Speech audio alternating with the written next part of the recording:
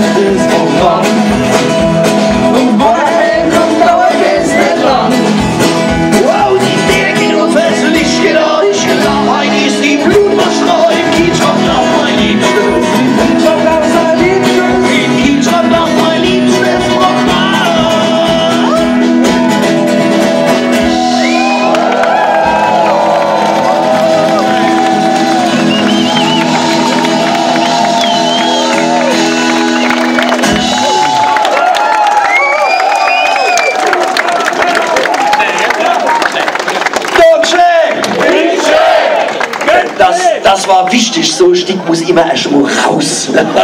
Dann ist es, dann liegt es auf der Theke. Ne? Und dann sagst du, darf es ein bisschen mehr sein? Und ja, wo wir bei den wichtigen Liedern sind, kommen wir eigentlich ja beinahe zwangsläufig noch einmal zurück zu Männern. Ne?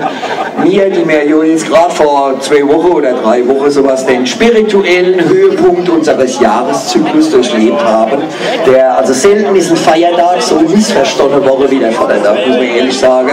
Viele, da hat er ja auch seine zweifelhafte Reputation. Ne? Viele sagen, Alter, die saufen doch bloß. Ne?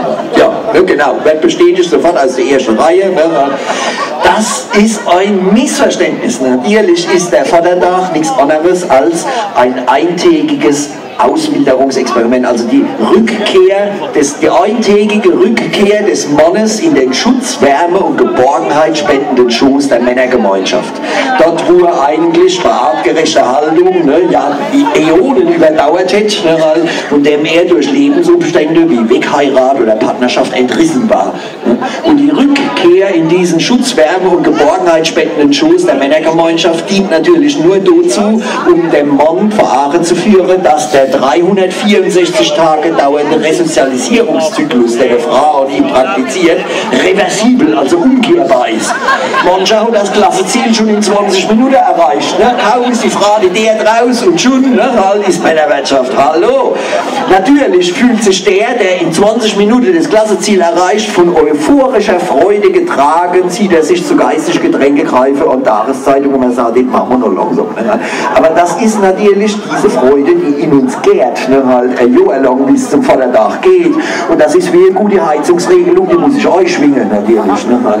Und so Überschwinger sehen immer komisch aus. Das sind oft grenzwertige Erfahrungen, meistens auch bei Jüngeren, die sind ja sagen wir, dem Kreise von Jugend forscht erst frisch entronnen, wo sie eigentlich gelernt haben, im Dienst der Wissenschaft, die stetig neue Wissenschaft, mit Todesverachtung Experimente an sich auszuprobieren, wie trink das nie doch trinkst. Ne, seht ihr? Und die Menschheit hat keine Fortschritte gemacht, hat man alle auf gute Ratschläge gehört. Ne, halt.